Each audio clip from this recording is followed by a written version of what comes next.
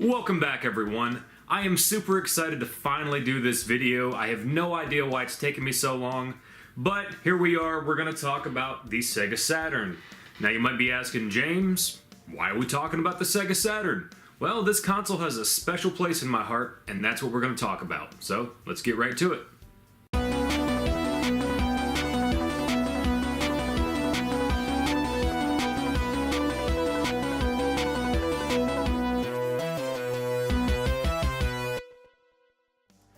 Alright, now when I say this console has a special place in my heart, I'm not saying it's my favorite console ever. It's definitely not my favorite console ever.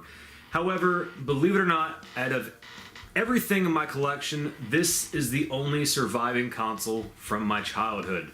Yes, this is the very exact same Sega Saturn I played when I was a kid. So I thought it'd be fun to kind of share my history with this console. So I can't quite remember the day I got it, but I'm pretty sure I got it for Christmas one year.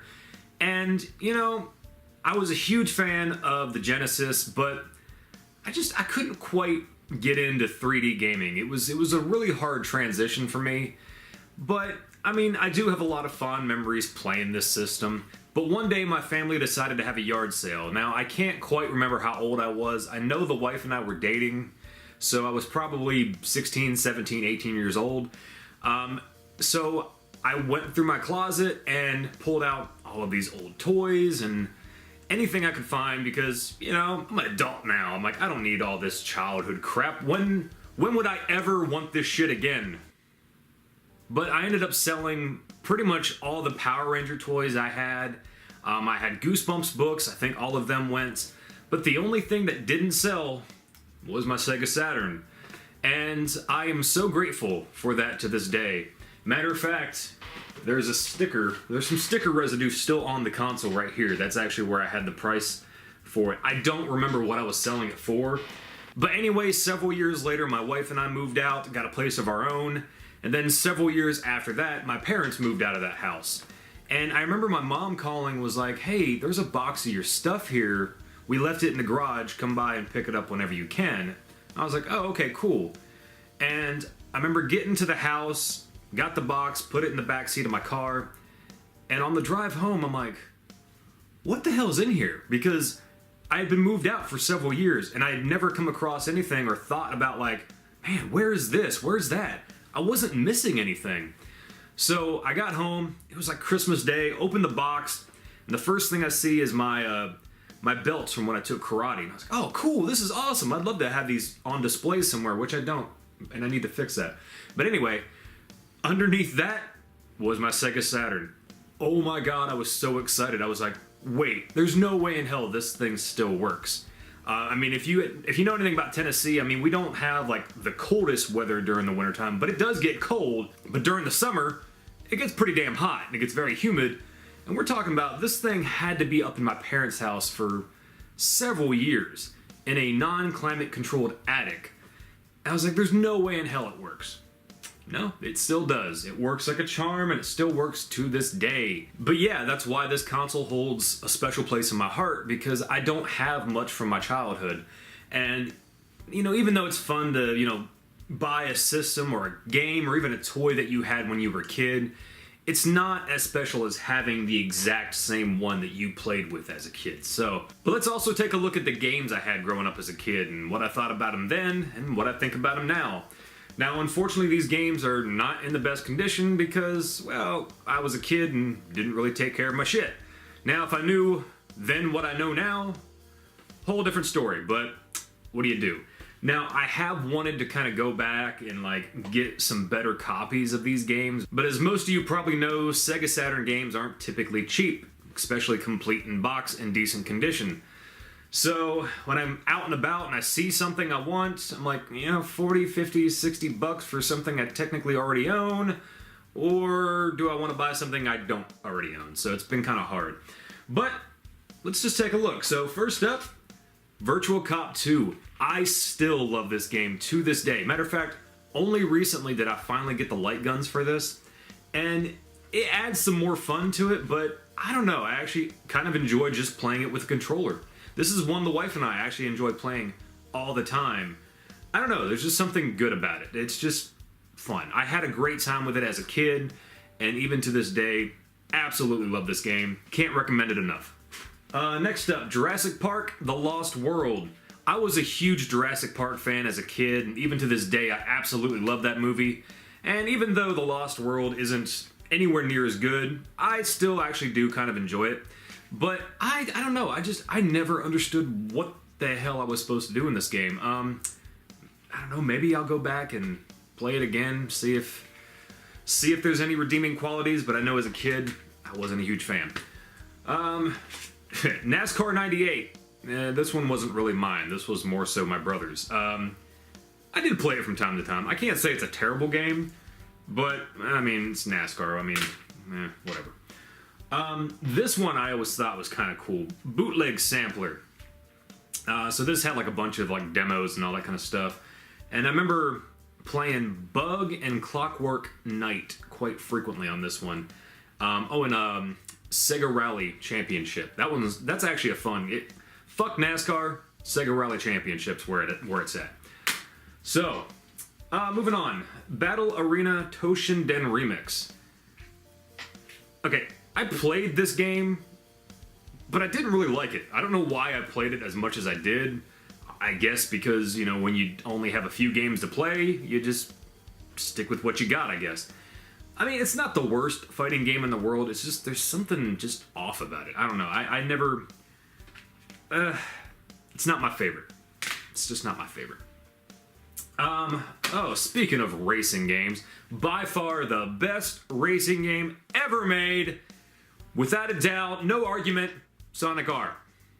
Okay, I'm kidding. But I'm so glad seeing people on the internet that have so many nostalgic memories for this game, even though as a kid, I knew this game sucked. I mean, the controls are just awful, but there's a charm to it, and that charm is the damn soundtrack. Fucking love that soundtrack. Matter of fact, I'm not gonna lie, I have actually listened to that soundtrack at work. And I'm sitting there at my desk just bobbing away. Nope, no shame. No shame. Whoops. Next up, by far my favorite game on the system, Sonic Jam. This game, well, was the jam. I'm sorry. It was awesome.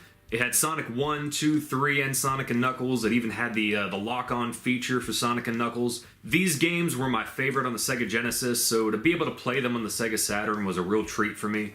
But the best thing about this game was the 3D world that you could go to. Now, looking back now, it doesn't look the best, and even back then I wasn't very impressed by it.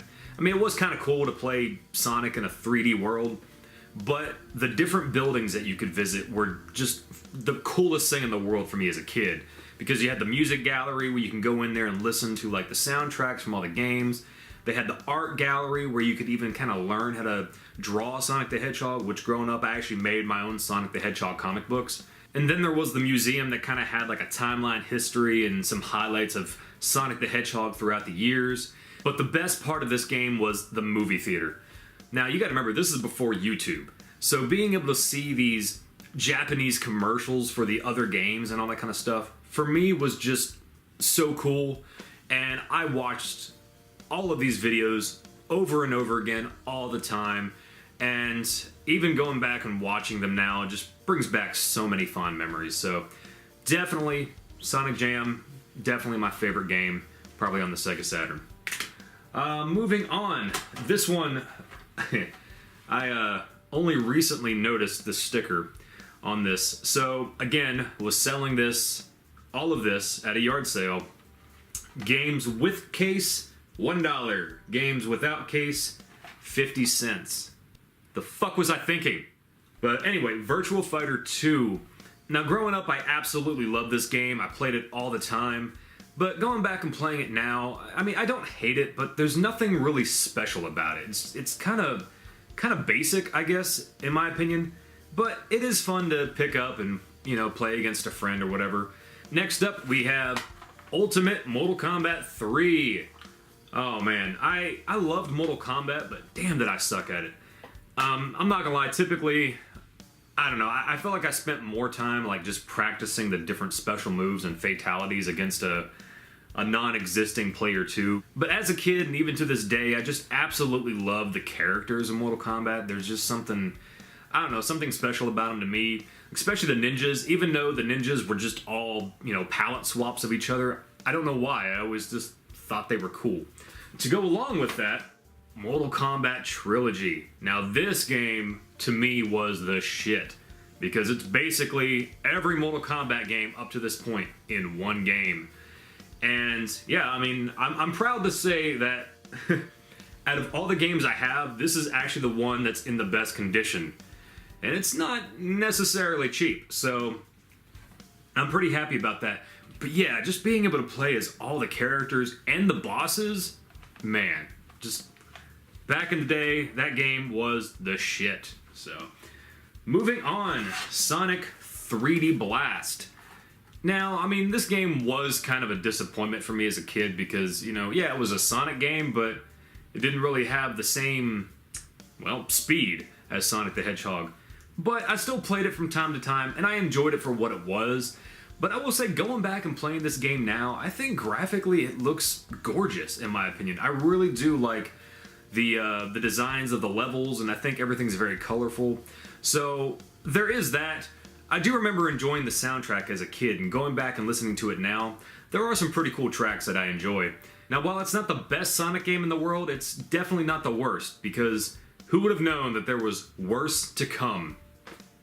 God. Thank you, Sonic Mania, for finally redeeming Sonic the Hedgehog. Next up, we have NFL 97.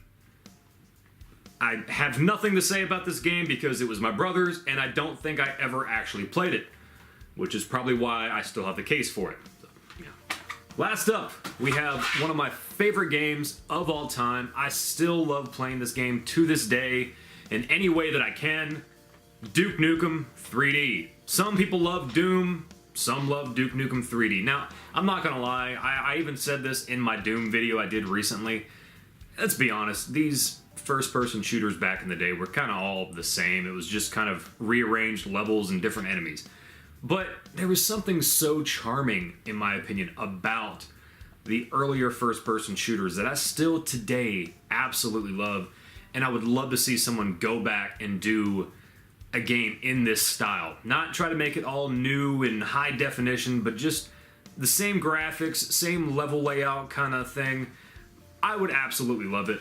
But I absolutely loved this game as a kid, and I still love it to this day. For me, it just never gets old.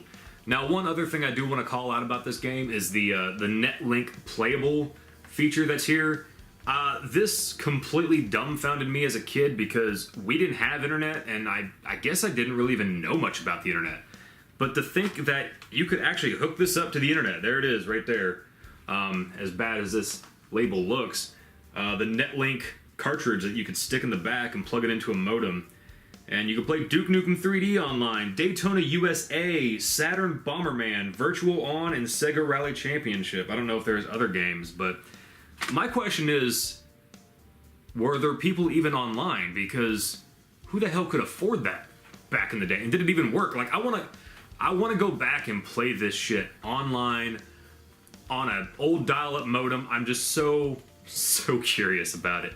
But anyway, that is my history with the Sega Saturn. Again, that's why it has such a special place in my heart, because this is kind of all that remains from my childhood. But anyway, thanks again for watching, guys, and I'll see y'all again real soon.